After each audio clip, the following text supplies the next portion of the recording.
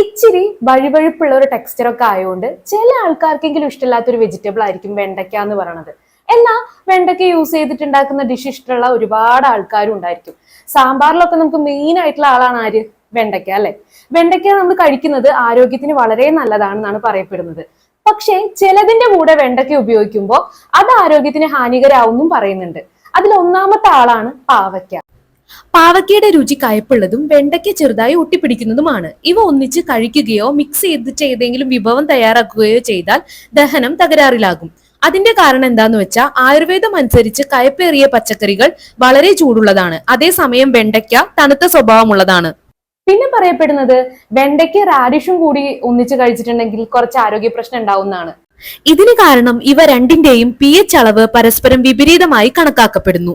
ഇതുകൂടാതെ മത്സ്യം, തൈര് എന്നിവ ഉൾപ്പെടെ വെണ്ടയ്ക്കൊപ്പം കഴിക്കുന്നത് ദോഷകരമായി കണക്കാക്കപ്പെടുന്നു. ഇനി വെണ്ടയ്ക്കയുടെ കൂടെ ഏറ്റവും നല്ല കോമ്പിനേഷൻ ഏതാണെന്നും കൂടി നമുക്ക് അറിയണ്ടേ? പയറാണ് പറയപ്പെടുന്നത് കേട്ടോ. വളരെ നല്ല പോഷക ഗുണമുള്ള കോമ്പിനേഷൻ ആണ് പയറും വെണ്ടയ്ക്കും എന്നാണ് പറയപ്പെടുന്നത്.